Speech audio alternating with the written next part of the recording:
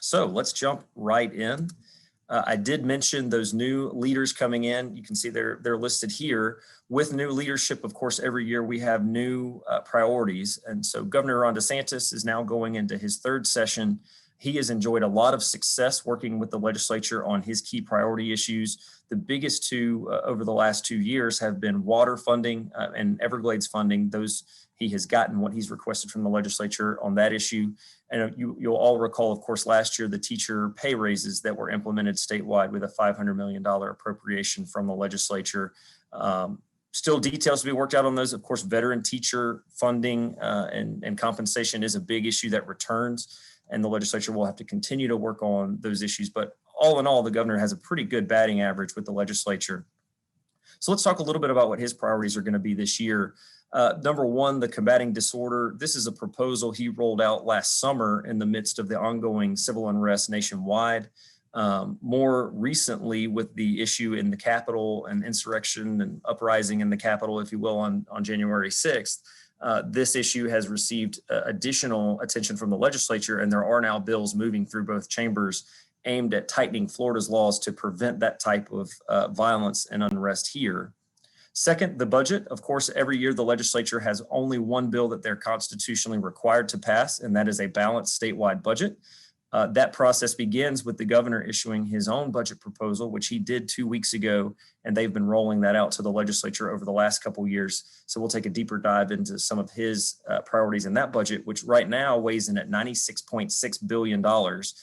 For those keeping score at home, the legislature passed a $92 billion budget last year, and then the governor subsequently vetoed $1 billion of spending out of that budget. So a fairly substantial increase. Some of it does count on additional federal support and ongoing federal support through FEMA reimbursements and things of that ilk, but we'll take a deeper dive into that.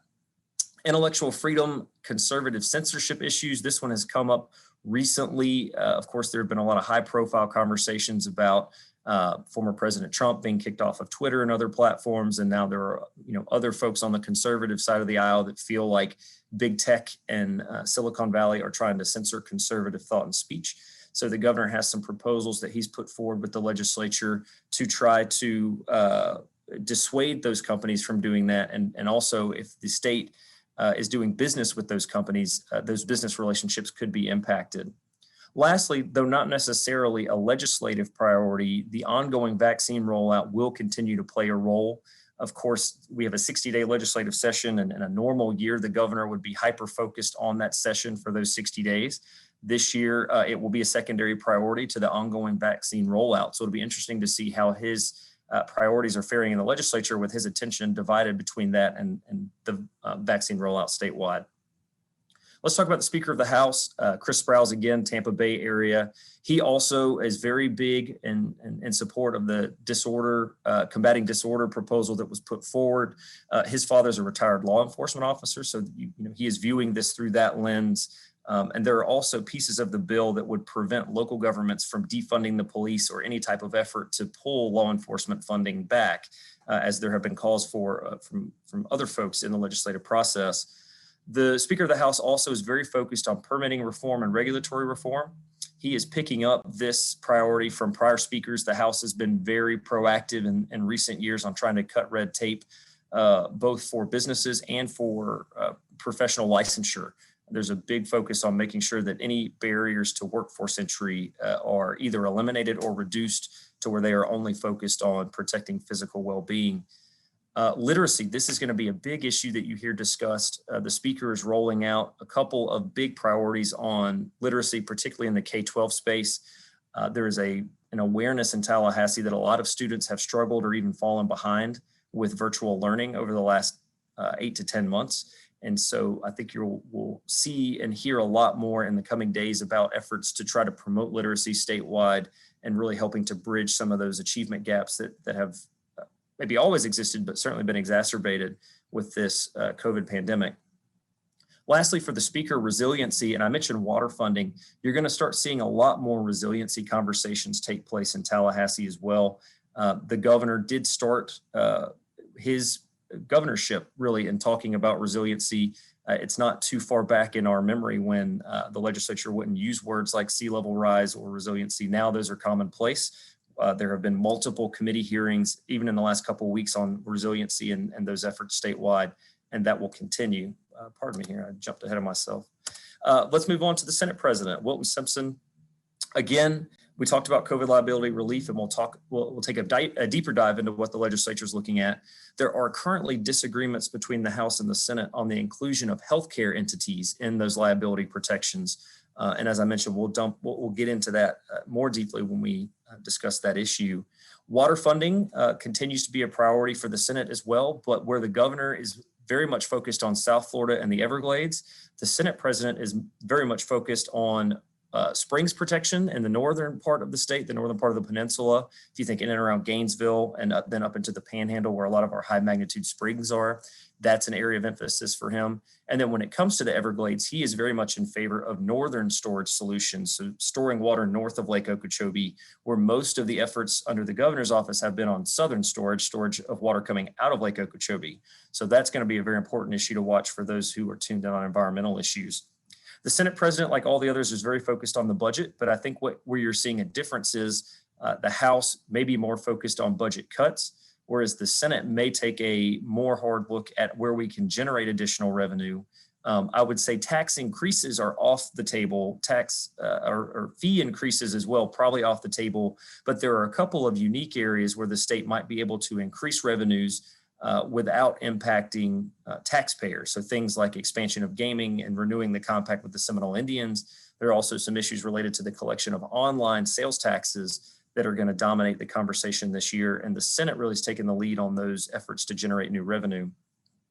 Lastly, the Senate President has taken a unique position as being a stalwart on the issue of protecting Florida's vulnerable children. Last year, in conjunction with First Lady Casey DeSantis and with the Department of Children and Families, then just a senator and a present designate, he ran several large reform efforts at the child welfare system statewide. And now, as the Senate President, he plans to use the bully pulpit of the presidency to continue pushing on those reform efforts. And so you're going to see him really champion that issue this year and next year as part of his presidency in the Senate. So let's talk about some of these big wild card issues that we know are going to dominate the session this year. We talked about gaming. The Seminole Compact has not been renewed for 2 or 3 years now. When we used to have an exclusivity compact with the Seminole Indians, there was a cost share or a profit sharing agreement where the state collected significant revenues from that gaming in return for exclusivity. So if the legislature is able to hammer out a deal this year with the Seminole tribe, this is something that would bring additional revenue back into the state's coffers to the tune of around $700 million. So it could be a very significant upswing in a year when we need to find revenue. I mentioned the internet sales tax. This is related to the collection of online sales tax. So of course, all of our local businesses and Florida businesses and brick and mortar have to collect the Florida sales tax. Online entities are supposed to collect it as well and then remit it on their own. But we can all, of course, imagine that maybe they don't always do that, or it's not always collected in its entirety. And so there have been some recent Supreme Court decisions that allow states more teeth in going after these online sales tax collections. Florida would need to do some amendments to our statutes in order to take advantage of some of those new collection methods. And so this is something that the legislature could look at as well. Again, this is a hundreds of millions of dollars in new revenue issue if they're able to come to agreement. The politics of that is, of course, they don't want to do anything that looks like a tax increase. So you'll hear this talked a lot as a tax parity issue, providing an even playing field between brick and mortar and online commerce. COVID everything, we know that this is going to shape the session in many different facets. I think, in my mind, the most impactful are going to be on those COVID liability protections for businesses, whether or not healthcare entities are included in that. And then I think in the education space, really the focus on, how do we get students achieving where they need to be back on grade level and address those achievement gaps that have come up in the last 8 to 10 months, or certainly that have been exacerbated in the last 8 to 10 months. Police reform, this will be an issue that is discussed. Of course, on the conservative side, there is the proposal related to riots and civil unrest. There are a lot of proposals coming out of the progressive wings of the legislature to look at reforming police and law enforcement, anything from mandatory body cameras to, training to help de-escalate situations, to inclusion of mental health and service professionals on 911 calls. And so all of those things are going to be discussed this year with the legislature. Tourism, one of our lifeblood industries in the state, has been pummeled by this COVID pandemic. There are going to be targeted efforts by the legislature to help get tourism and tourism businesses back online. Also, tourism marketing is an issue that has been contentious in the legislature for the last few years. I think you're going to see a renaissance in the idea that the state should be in the business of promoting tourism, and I think Visit Florida will benefit from that. Of course, we talked about budget cuts already. The two biggest areas of the budget, of at least discretionary revenue in the budget, are education and healthcare. Those are the two hardest areas to cut because that's where there's the greatest need. Those are a lot of service-focused areas, and of course we know that taxpayers and citizens across the state are suffering, and they need those services to help get out of this economic and commerce hole that we're in because of COVID. So those are going to be the dominant issues statewide. A couple of Panhandle specific issues that I just wanted to mention. Triumph Gulf Coast, of course, we all know this is the nonprofit that helps administer the settlement funds from the BP oil spill. Always a concern of keeping those funds that are currently dedicated to Northwest Florida in Northwest Florida, the 75% agreement that was reached several years ago.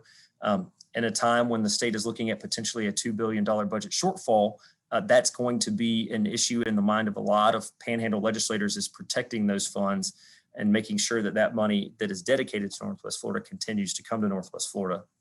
Workforce development, this is a big issue for the legislature in trying to help diversify the state's economy. We've seen the impact that tourism has taken because of COVID, and we've known for years that tourism is a very susceptible industry to outside influences, whether it's a hurricane or now a pandemic. And so workforce development and economic diversification, the next one here, these really both go together in training a workforce that is more resilient to these outside influences and creating an economy that's more resilient to these outside influences. And so on the economic development and diversification topic there, one really particular issue that's going to come back this year, the state's qualified targeted industries recruitment tool, which was a fund used to recruit specific industries to the state, and notably aerospace has been a big one that has benefited from this economic development tool, that was allowed to lapse last summer. And so there are a lot of requests from the from legislators across the state and from the Department of Economic Opportunity to renew those QTI programs so that we can continue to recruit those high wage, high skilled jobs to the state.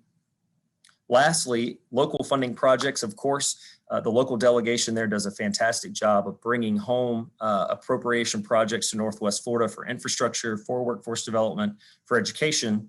In a year when the budget belt is being tightened, the pressure's higher, and there are going to be less opportunities to bring home some of those highly localized projects.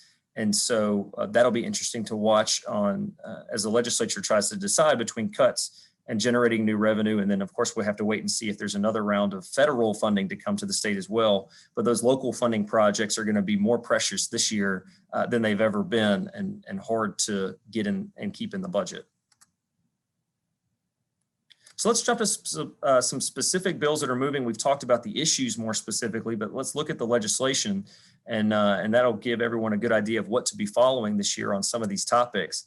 The COVID liability reform legislation, as you can see here, it's House Bill 7, Senate Bill 72. Both of these bills are moving and have been moving through the legislative process. We're in week 4 of committee weeks. There's one more committee week to go, and then we will start the session officially, I guess you'd say, on March 2nd. It'll run 60 days from March 2nd. So these bills are way out of the gate. These will probably pass within the first week or two of session and go immediately to the governor's desk. So both of these could be written into law before we even get to the halfway point of this legislative session.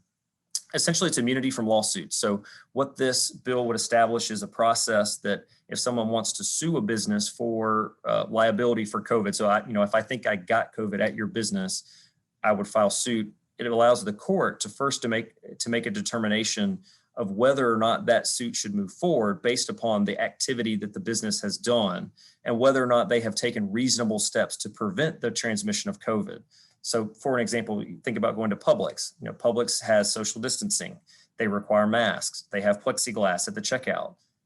The court would say, yes, they have done a reasonable job of protecting their customers from COVID. So that lawsuit would not be allowed to move forward in that instance. Of course, a business that hadn't taken those steps could then be susceptible to a court allowing that claim to move forward.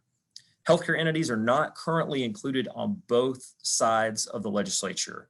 The Florida Senate did introduce a bill this week aimed specifically at healthcare entities. It provides and affords the same protection, and we're talking hospitals, assisted living facilities, nursing homes, those types of entities. And it's now a sort of negotiating piece between the House and the Senate on whether or not those protections will be afforded to those groups. One last piece still to be worked out, and a little bit of a constitutional issue. And we won't jump into constitutional law. That wasn't my strongest suit in law school, but whether or not these bills can apply retroactively to claims that have not already been filed. So if let's say you contracted COVID in November, this bill passes, you then want to go sue a business you think might have been responsible for that transmission.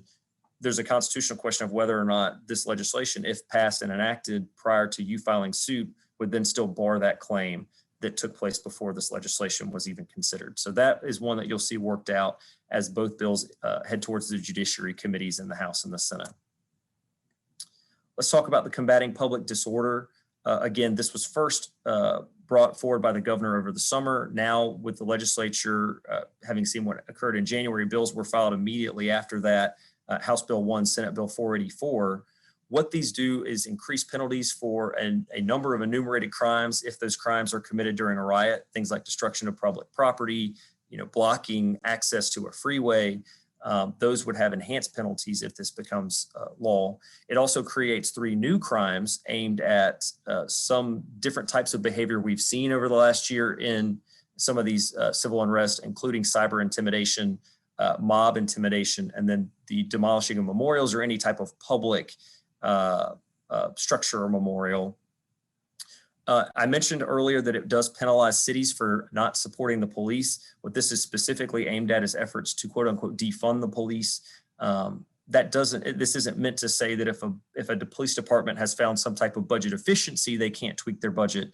But really probably looking more towards some of the municipalities down in South Florida, there have been outright calls to defund entire police departments.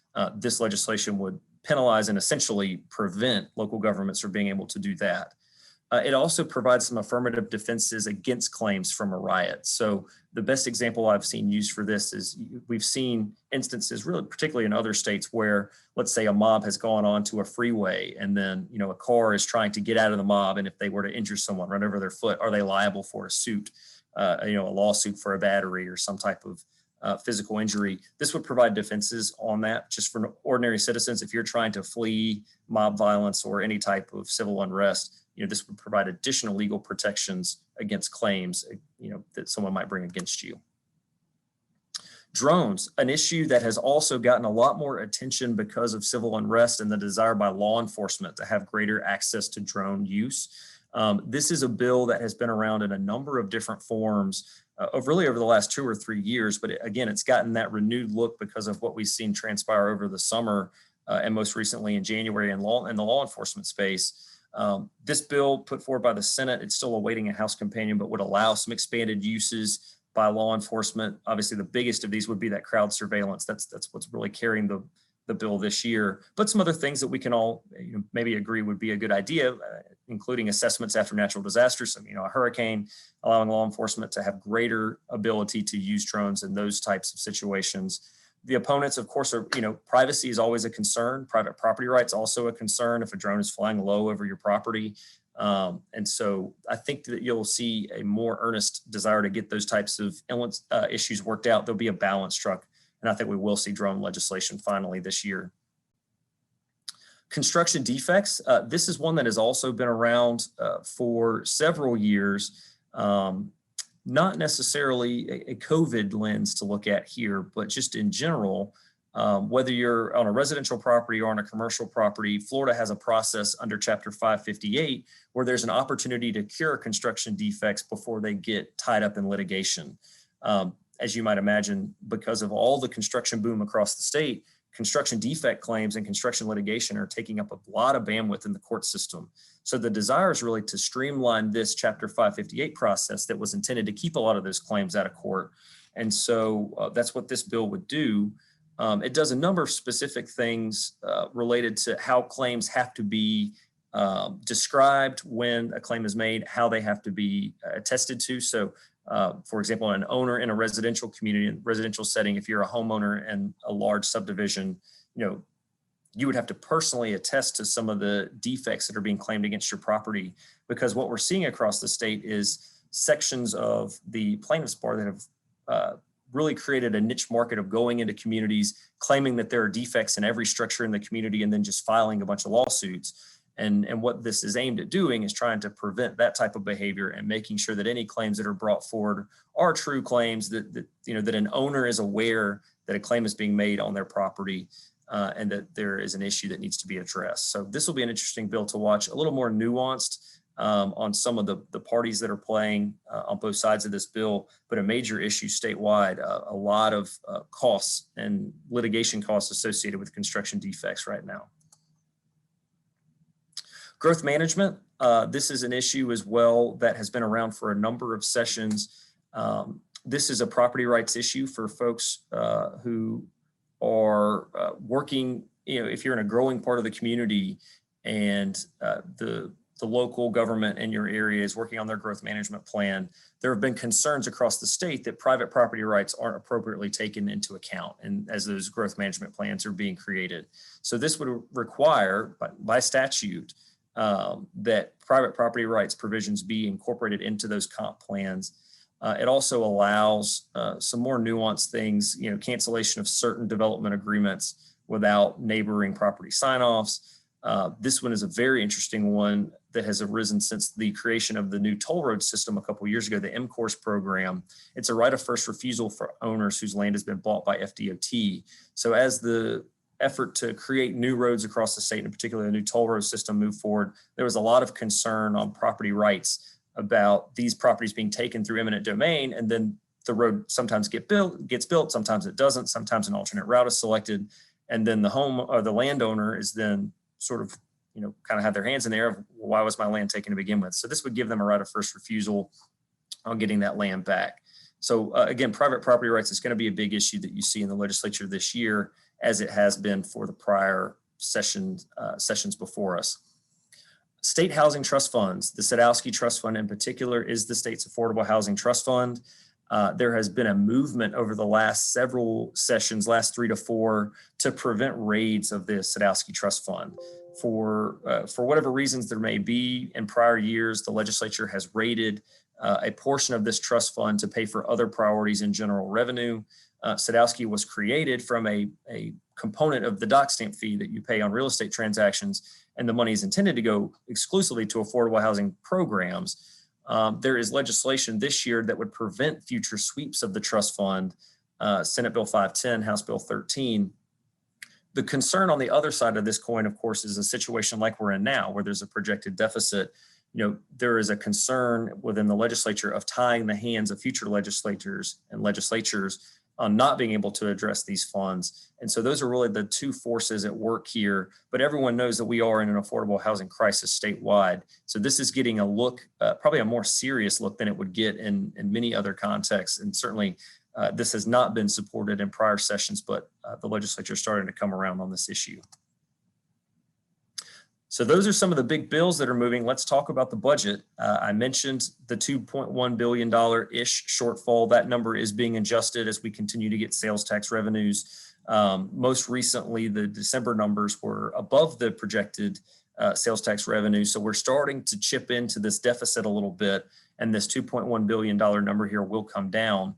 But we know we're going to have to make cuts and or increase revenues this year and very likely next year as well. So I talked about the two biggest components of the budget being education and healthcare. Of course, we're in a pandemic, so very hard to think about touching healthcare at a time like this. And then, of course, education. We've talked about a lot of the challenges in K-12 on achievement gaps and, trying to get students over to virtual learning and then trying to get students back in the classroom so that their parents can go to work and so that they can be getting the instruction they need. So not a big appetite to cut K-12 education either, which leaves us with higher education. The state university system in particular, but also the state college system is looking like a potential candidate for some significant cuts this year. Not too surprising in the House. They have been taking looks at higher education for a number of years to make some significant reductions. But the Senate has always been the place where higher education would go to be saved from those cuts. But given the budget pressures this year, there may not be as strong of a saving force in the Senate. And so really, if there are going to be cuts, we think we're probably going to see those in higher education this year.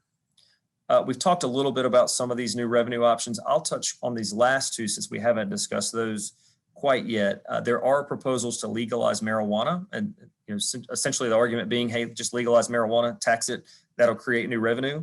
Certainly other states have taken that approach, the Colorados of the world, and Washington State, Oregon. They do see new revenues when they legalize marijuana, but of course there are also a host of other issues that come in that require expenditure. You think about substance abuse issues, you think about housing issues that come along with those types of proposals. So marijuana, I don't think we're going to see a move to legalize marijuana, at least not by the legislature. And when I say marijuana, I'm talking about recreational marijuana in this context. Of course, we do already have legal medical marijuana in the state. But again, you'll see a lot of folks on the progressive side say, hey, well, we should just tax this, legalize it, tax it, will generate revenue. I don't think the legislature is in a place to go along with that this year. Lastly, tuition increases is something that has been discussed. And this again goes back to higher education. So not a cut, this would generate more revenue out of higher education. Under former Governor Rick Scott, tuition in the state was frozen. This was about 10 years ago now. So we haven't had any increases in state tuition at our state university system institutions in 10 years. There was a question on whether or not Governor DeSantis might be willing to go along with some tuition increases that had been discussed by the legislature. He made very clear last week that he does not support that. And in his budget proposal, he holds tuition even. And so this one is one that looked maybe a little bit more favorable a couple of weeks ago, but without the governor's support, certainly would have a tough time getting through the legislature. Last one, of course, the state does have reserves. And so there are questions on whether or not the legislature may try to tap into those reserves. They have been cool to that idea thus far. And really with the sales tax revenue starting to come back online and chipping away at this deficit, I don't think there's going to be a real appetite to dig into state reserves. Of course, we've seen even with the last hurricane season impacts to the state. We always know that we could have another 2005 where 4 hurricanes crisscrossed the state. I certainly remember the several weeks without power and Hurricane Ivan at my family home in Pace. So those memories have not faded from the legislature. And again, that weighs against digging into state reserves to help plug any budget holes. Lastly, federal aid. Of course, with the new administration, there is a renewed hope that there would, a hope at least from the state government and local government perspective, that there will be some budget stabilization aid coming out of Congress.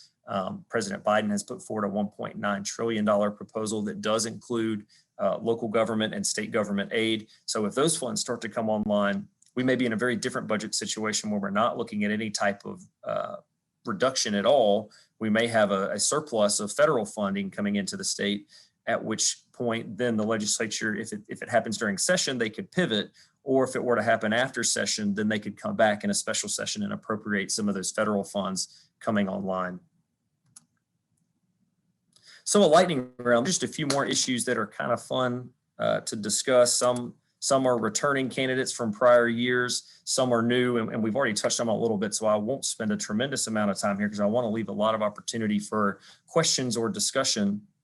But just some interesting things to watch out for this year. We talked about resiliency.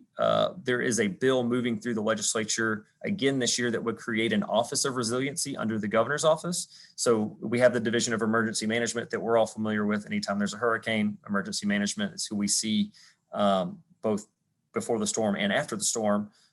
giving the state response. This would create a sister office of resiliency, and it would sit under the governor's office. We would have a chief resilience officer to look at resiliency statewide, both on a policy side, and then the governor has also called for $1 billion in grants statewide to state and local government entities over the next 4 years aimed at resiliency efforts. So really things to prevent seasonal flooding, things to look at stormwater runoff issues, things to look at hardening critical infrastructure against future storms and against any types of sea level rise. And so, this is an issue that in an exciting way, because I think certainly we all recognize that there are issues that have to be addressed. This is a big issue in Tallahassee. The vacation rentals fight will return. It has actually already been filed in both the House and the Senate, and it actually had a committee hearing this past week.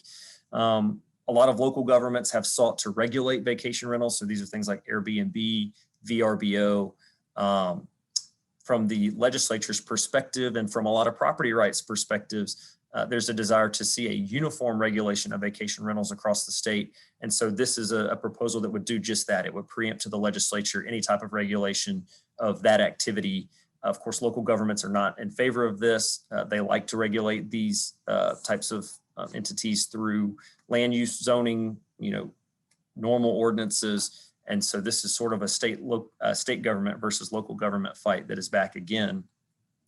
Legal notices, again, a local government issue, but a lot of local governments, they are all still required to provide legal notice in the local newspaper.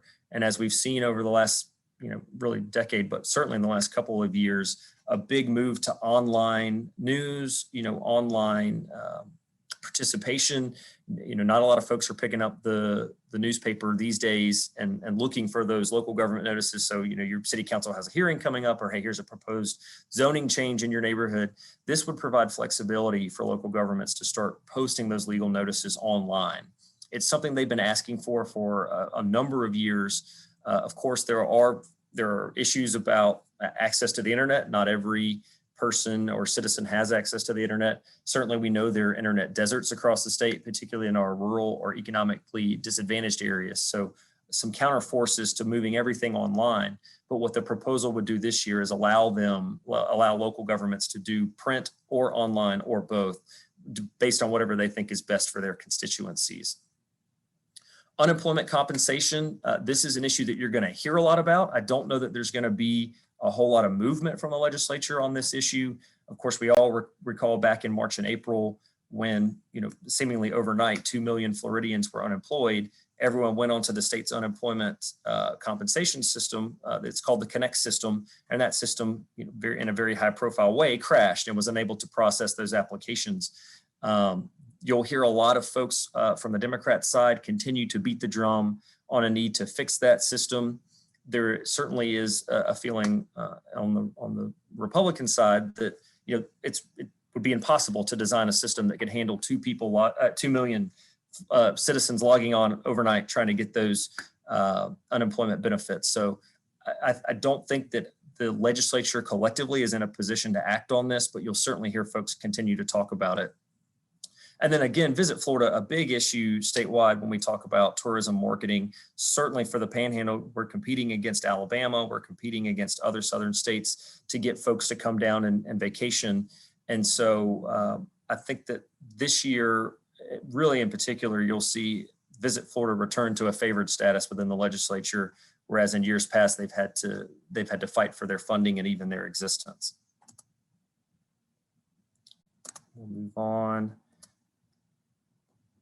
So those are the high-level issues that we know to expect this year. Of course, I'm happy to answer any questions if there are some. The one thing that always happens in a session is sort of you don't know what you don't know. We don't know what issue is going to pop up here in the next few weeks. Certainly, we've seen that issues can and do pop up quickly. In years past, I think back to a couple of years ago when we had the Marjorie Stoneman Douglas shooting, that tragedy in Broward County. Of course, that happened during session, and then a session that had been focused on a number of different issues and priorities immediately all became about school security, rightly, school security. How do we protect our students? How do we provide more mental health resources to schools? So a session can quickly change and be defined by whatever may pop up along the way. So those are the things that we're always aware can happen and on the lookout for. But as of right now, you've seen sort of the highlights of where I think attention will be paid from a statewide perspective. And so I'd love to open it up to any questions if we have any. And with that, I'll hand it back to you, Sarah. Thank you so much, Chris. Does anybody have any questions for Chris or anything that was not discussed that you want to bring up and see if Chris has any information about?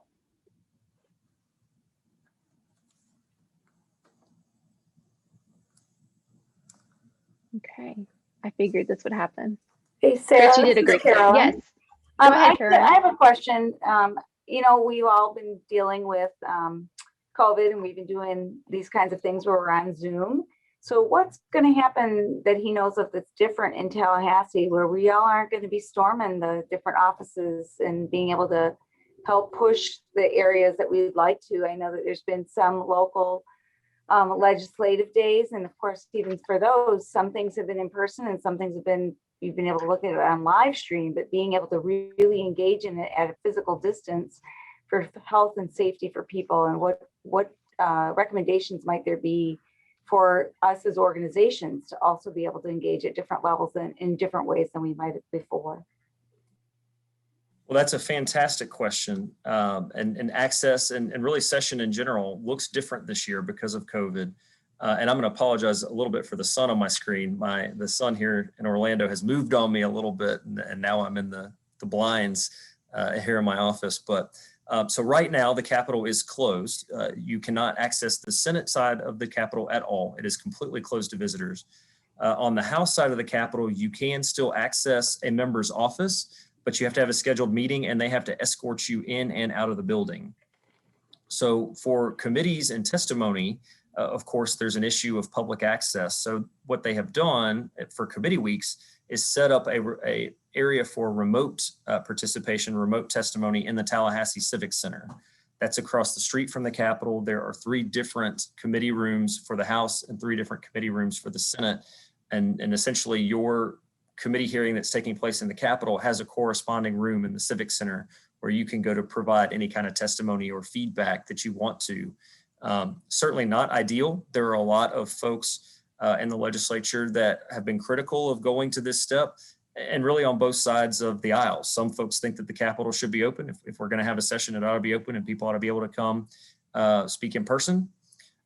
Another group of folks, particularly on the Democrat side, feel like, well, if we can do Zoom from the Civic Center, we ought to be able to do Zoom from anywhere in the state. So maybe we should open up to a fully virtual committee week or committee hearing process. But then, of course, you've got a lot of security concerns that come along with that. So there has been no perfect solution thus far. But for these committee weeks, that has been the protocol. We do know that the Senate plans to keep that protocol headed into session. They have made that announcement. The House has not yet announced whether or not they will keep their committee week protocols moving into the regular session. And again, that starts on March 2nd. So we're waiting a little bit to hear whether or not the House is going to have any type of more openness to in-person access on their side. I would expect at this point, they probably will also keep the same protocols, or at least very similar protocols for committee testimony and other types of gatherings. They may lax the rules a little bit on individual meetings with legislators in the Capitol and their office, just because those are typically smaller groups. But that's where we are. As far as, how best to lobby and how best to engage with your member, I'd say certainly, with your local delegation, we've got a few more weeks of them being at home just as much as they're in Tallahassee. We've got 2 more weeks before session starts. So, certainly take any opportunity you can to get with them back home. And I know a lot of them have prioritized opening up more meeting time back in the district, understanding that there isn't that access in the Capitol this year. And then as well, any type of effort to lobby a member or to get your your points understood or before them, they really have done a fantastic job of elevating the awareness of committee staff and member staff.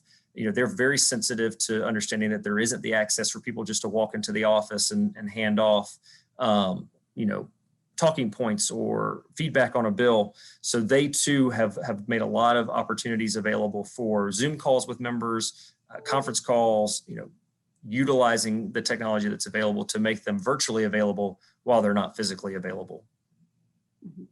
Well, thank you for sharing that. I think that for many of us, just go spend the day to go sit in the Civic Center would just not be productive in a lot of different ways. For a lot of different reasons. And is that Civic Center going to be any less crowded? Probably not. Maybe differently crowded, maybe it'll be smaller in the sense of, larger space with the groups being smaller, but it's still exposure for anybody who's going and is there. And of course, we want all of our legislators to be healthy as well, so they can be hearing the content that people are sharing as well as being able to act. But I'm in agreement that we got to find some way, though, for people to participate and share their information, because there's always so much information that comes out in those committee meetings that now we won't have the same kind of access to as we have in the past.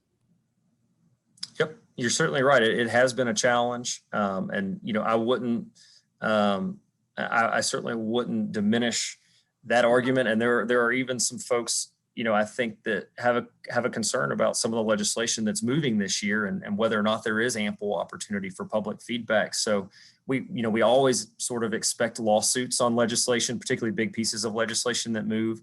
But I don't think that the diminished access is going to do anything to dissuade those fears. And I think we'll probably see an uptick in litigation following this session.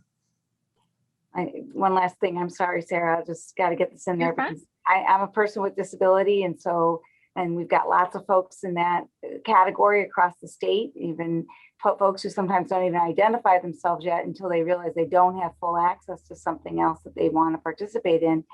And, this piece of how do we maintain that access? So whether or not, like, even announcing things online, I think that is a great option. And we've been doing that ourselves as well, because clearly if nobody's coming to our office door for our board meeting, because we don't have an in-person board meeting, announcing it online that it's going to be online is going to be more favorable than it is going to be to putting a sign on the door when nobody's coming to the door to see the door because you're acting in that manner. So I agree with that side of it, and just trying to find a way for individuals to have their minutes to share what they need to share and making sure it's equitable for everyone to be able to do so is really important. So thank you for your time today and all of your updates. Well, absolutely. And the last piece I would add to that, and Todd and Sarah have done a fantastic job of pushing legislative engagement and efforts through the chamber. And I would say if there are particular issues that we've talked about today or other issues that come to your attention that are priorities, certainly work with them. And I am happy to help assist in any way I can in, watching for those issues, letting you know when they're going to be hearings on those issues, happy to work with Sarah and Todd and the team to provide as much feedback and access as we can for priorities to the Pensacola business community. Thank you so much. And yes, they do a fabulous job. Thank you, Sarah and Todd as well. And one of those pieces is, of course, that it's just a matter of continuing to try to stay active enough that everybody can see what's happening. Hey, Sarah, this is Kevin. Go ahead, Kevin. Hey, this is Kevin Adams, Chris, school board member, Skimby County. I'm on the committee for Legislative Florida School Board Association. So I actually have one of your reports sitting right here on my desk for education issues. And as you know, for Skimby County, our big issue is what happened with these students on remote. It was not going good for a lot of them. Mm-hmm. One of the things we've been pushing for is a hold harmless on accountability for punitive actions against our students, schools, our district. That's a very important issue. The budget, we like the governor's budget. It provides sufficient dollars for the base student allocation that's required for our students. what I have told our local delegation and others, this is a wrong time, if there is ever a right time, to cut education dollars, because it's going to take a heck of a lot of dollars to get these kids back on the level they're supposed to be on. The third one I want to mention is the HB 0229 that's on your report, hazardous walking conditions for K-12 students. Michelle Salzman is sponsoring that bill. That is a very important bill because Florida, unfortunately, is always ranked the highest for fatality and injuries for pedestrians. So our students have a tough time trying to navigate these roads. So that's the important issues for our district right now. There's lots of them, but that's three big ones. But thank you, Chris. Your information helps, especially this year when we can't get boots on the ground in the Capitol. Absolutely. Thank you very much. Disability community is very strongly in support of Representative Salzman's bill there as well. Thank you. Thank you. We need that support.